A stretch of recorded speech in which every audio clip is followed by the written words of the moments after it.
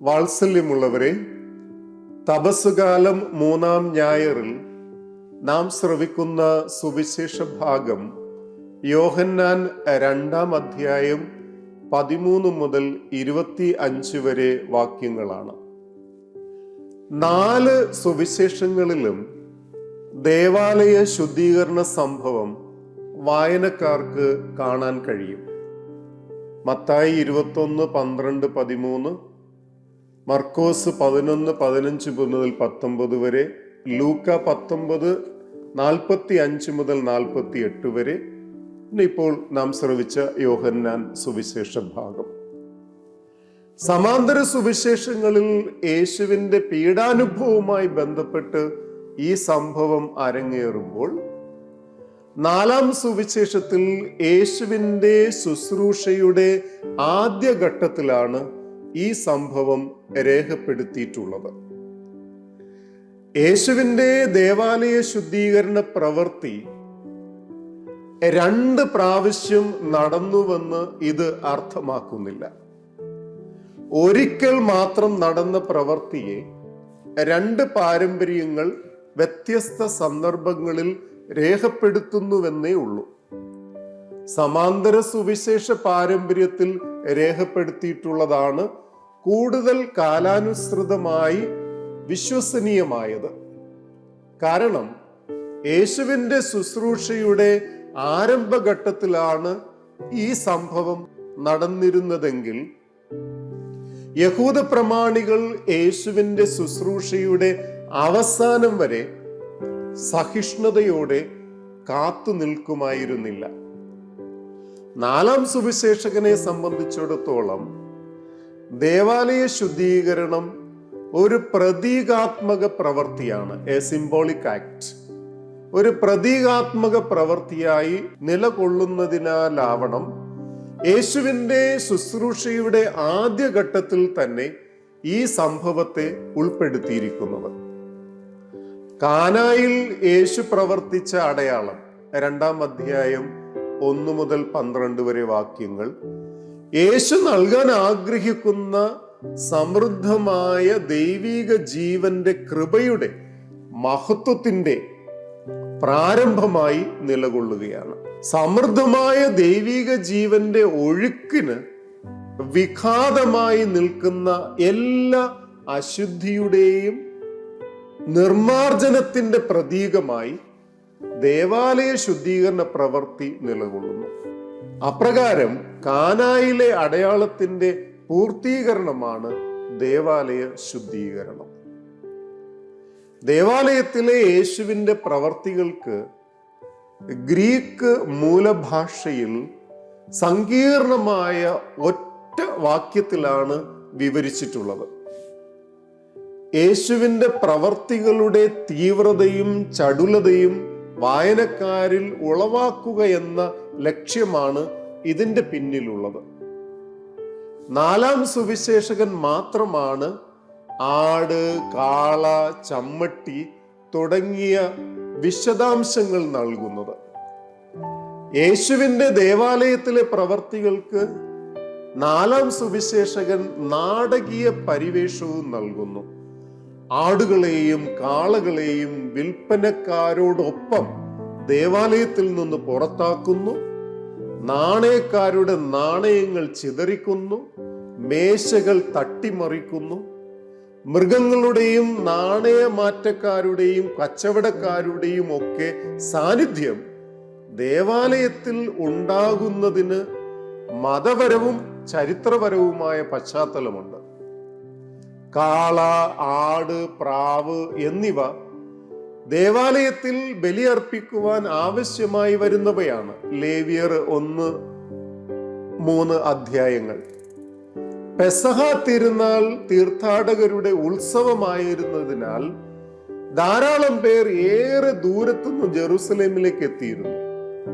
സുദീർഘമായ ഈ യാത്രാവേളയിൽ മൃഗങ്ങളെയോ പക്ഷികളെയോ അവർ കൂടെ കൂട്ടിയിരിക്കില്ല.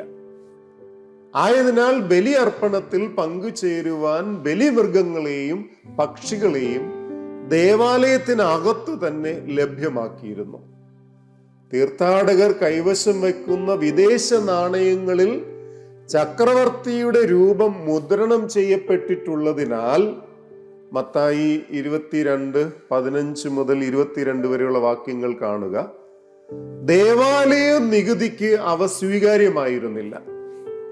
ആയതിനാൽ തങ്ങളുടെ പക്കലുള്ള വിദേശ നാണയങ്ങൾ ദേവാലയ നികുതി അടയ്ക്കുവാൻ സ്വീകാര്യമായ നാണയങ്ങൾക്കായി ദേവാലയത്തിനകത്ത് വിനിമയം നടത്തിയിരുന്നു. ഈ പശ്ചാത്തലം യേശുവിന്റെ ക്രോധത്തിന് വിധേയമായി. കാരണം പവിത്രമായ തൻ്റെ പിതാവിന്റെ ആലയം കച്ചവട കേന്ദ്രമായി അധപ്പതിച്ചു പോയിരിക്കുന്നു. യേശുവിന്റെ ദേവാലയ ശുദ്ധീകരണ പ്രവൃത്തിയുടെ ആധികാരികതയുടെ അടയാളം ഈ സന്ദർഭത്തിൽ യഹൂദ പ്രമാണികൾ ആവശ്യപ്പെടുകയാണ്. പ്രസ്തുത ആവശ്യപ്പെടൽ ഒരു ചോദ്യരൂപേണയാണ് യഹൂദർ യേശുവിന്റെ മുൻപിൽ ഉയർത്തുന്നത്. യേശുവിന്റെ പീഡാനുഭവത്തിന് മുന്നോടിയായി നടക്കുന്ന വിചാരണ വേളയിൽ സന്നിഹിതരാകുന്ന യഹൂദ പ്രമാണികളുടെയും അവർ ഉന്നയിക്കുന്ന ചോദ്യങ്ങളുടെയും പ്രതീകമായി ഈ സന്ദർഭത്തിലെ യഹൂദ പ്രമാണികളും അവരുടെ ചോദ്യവും നിലകൊള്ളുകയാണ്. യേശു നൽകുന്ന അടയാളം ദേവാലയം നശിപ്പിക്കുന്നതിനെ കുറിച്ചും അത് പുനരുദ്ധരിക്കുന്നതിനെ കുറിച്ചുമാണ്.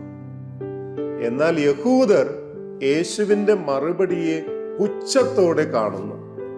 കാരണം ദേവാലയം പുതുക്കി പണിയുവാൻ 46 വർഷം എടുത്തുവെന്ന് യഹൂദർക്കറിയാം.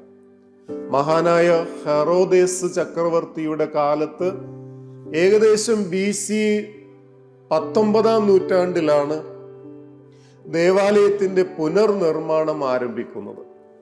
യഹൂദരും യേശുവും തമ്മിലുള്ള സംവാദം നടക്കുന്നത് AD 27-ാം ആണ്ടിലാണ്. യേശുവിന്റെ പരസ്യ ശുശ്രൂഷയുടെ ആരംഭത്തിൽ ആണിത് സംഭവിക്കുന്നത്. അതുകൊണ്ട് 46 സംവത്സരം എന്നത് ചരിത്രത്തോട് ചേർന്ന് നിൽക്കുകയാണ്. എന്നാൽ യേശുവിന്റെ പ്രസ്താവനയിലുള്ള അന്തരാർത്ഥം അവർ ഗ്രഹിക്കുന്നില്ല. ദേവാലയം എന്നതുകൊണ്ട് യേശു അർത്ഥമാക്കുന്നത് തൻ്റെ തന്നെ ശരീരമാകുന്ന ആലയത്തെയാണ്. ഈ ആലയത്തെ നശിപ്പിക്കലും അതിൻ്റെ പുനരുദ്ധാരണവും യേശുവിൻ്റെ തന്നെ മരണവും ഉത്ഥാനവുമായി സുവിശേഷകൻ ബന്ധിപ്പിക്കാൻ ഉദ്യമിക്കുന്നു. കാരണം ദേവാലയ പുനരുദ്ധാരണത്തിനും യേശുവിൻ്റെ ഉത്ഥാനത്തിനും സുവിശേഷകൻ ഗ്രീക്ക് ഭാഷയിൽ നൽകുന്ന പദം ഒന്ന് തന്നെയാണ്.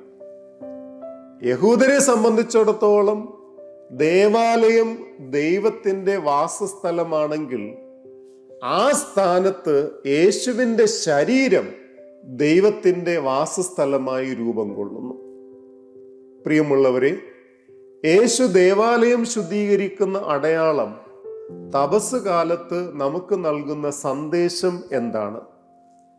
ഏറെ പ്രധാനമായി നമ്മുടെ പ്രാർത്ഥനയുടെയും ആരാധനയുടെയും നൈസർഗിക സ്വഭാവം എന്താണെന്ന് ചിന്തിക്കുവാൻ ഈ വചനഭാഗം നമുക്ക് അവസരം നൽകുന്നു. നമ്മുടെ പ്രാർത്ഥനകൾ ക്രിസ്തുവെന്ന വ്യക്തിയുമായുള്ള നമ്മുടെ ബന്ധം കൂടുതൽ ആഴത്തിലാക്കാൻ സഹായകമാകണം. സമൂഹത്തോടൊപ്പമുള്ള ആരാധനയിൽ, ദിവ്യബലിയിൽ യേശുവിൻ്റെ സഹനവും മരണവും പുനരുദ്ധാനവും അതിൻ്റെ പ്രാധാന്യത്തിൽ നമ്മുടെ ജീവിതത്തിൽ വീണ്ടും അനുഭവിക്കുവാൻ കഴിയണം. നാം പ്രാർത്ഥനയ്ക്കായും ആരാധനയ്ക്കായും ഒത്തുകൂടുമ്പോൾ നമ്മോടൊപ്പം ഉണ്ടായിരിക്കുമെന്ന് ക്രിസ്തു വാഗ്ദാനം ചെയ്തിട്ടുണ്ട്. ദൈവം നമ്മെ സമൃദ്ധമായി അനുഗ്രഹിക്കട്ടെ.